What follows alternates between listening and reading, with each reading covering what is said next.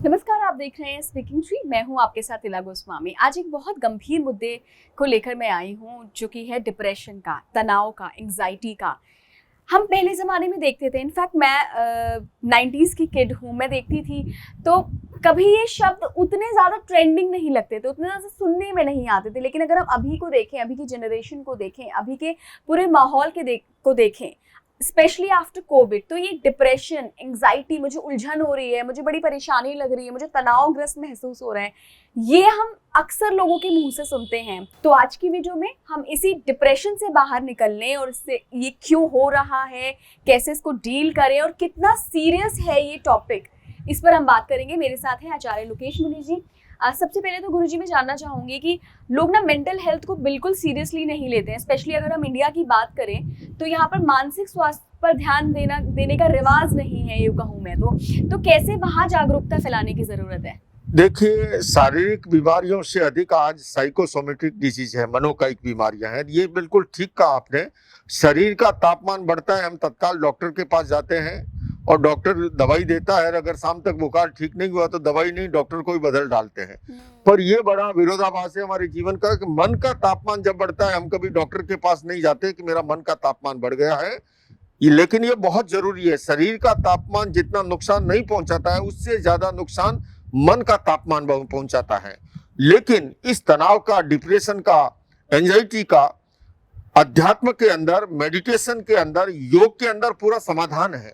हम लोग कायोत्सर्ग का प्रयोग कराते हैं, रिलैक्सेशन का प्रयोग, और किसी भी प्रकार का तनाव हो, फिजिकली, मेंटली, इमोशनली, उससे मुक्त हो सकता है। मैं अभी अमेरिका की यात्रा पर था। वहां विद्यार्थी कोविड के बाद में, आपने जैसा कहा, बहुत बड़ी संख्या में वो इस समस्या से ग्रसित है। गन वायलेंस एक प्रॉब्लम हो गई है, लेकिन इसका समाधान मेडिसिन में नहीं, मेडिटेशन में है, योग में है, अध्यात्म में है। लेकिन वो केवल थ्योरेटिकल या सैद्धांतिक ज्ञान होने से नहीं, उसके लिए प्रयोग से गुजरना होता है। और अगर वो कायोत्सर्ग का प्रयोग करते हैं, समृद्धि श्वास प्रेक्षा का प्रयोग करते हैं, उसके साथ साथ हम सहिष्णुता की अनुप्रेक्षा के प्रयोग कराते हैं। अनुप्रेक्षा यानी ऑटो सजेशन, मेडिटेशन और योग के साथ उन प्रयोगों से बिल्कुल बदलाव आता है। फिजिकली, मेंटली, इमोशनली तनाव से, डिप्रेशन से मुक्त हो सकता है, लेकिन बशर्ते उसके लिए प्रयोग आवश्यक है।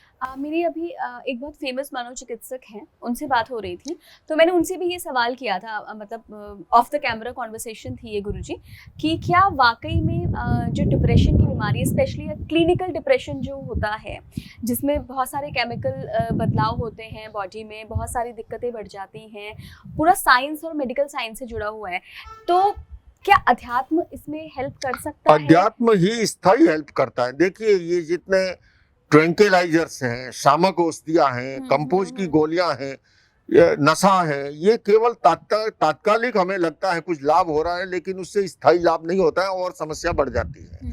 अध्यात्म क्या है?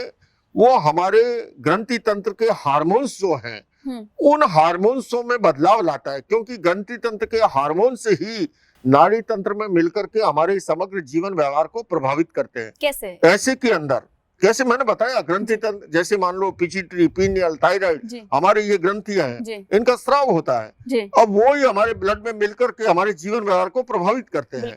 और ये मेडिटेशन, योग, इस प्रकार के प्रयोग हैं जिससे हम बिना मेडिसिन के उन स्रावों को प्रभावित करके उनको ठीक कर सकते हैं, लेकिन उससे स्थायी समाधान होता है। इसलिए मेडिटेशन में समाधान है, मेडिसिन में नहीं है। योग में समाधान है, अध्यात्म में समाधान है, सकारात्मक सोच में, पॉजिटिव थिंकिंग में, सत साहित्य के पठन पाठन में, एटमॉस्फेयर में, और ऑटो सजेशन के प्रयोगों के अंदर, कायोत्सर्ग के प्रयोग के अंदर, रिलैक्सेशन के प्रयोग के अंदर। तो उस प्रक्रिया से गुजरने से निश्चित रूप से उसमें फायदा होता है और उससे व्यक्ति मुक्त हो सकता है, लेकिन उसको मनोयोग पूर्वक करने की इच्छा शक्ति होनी चाहिए। बिल्कुल। धन्यवाद। बहुत बहुत धन्यवाद गुरुजी। आप जुड़े रहिए स्पीकिंग ट्री के साथ। नमस्कार।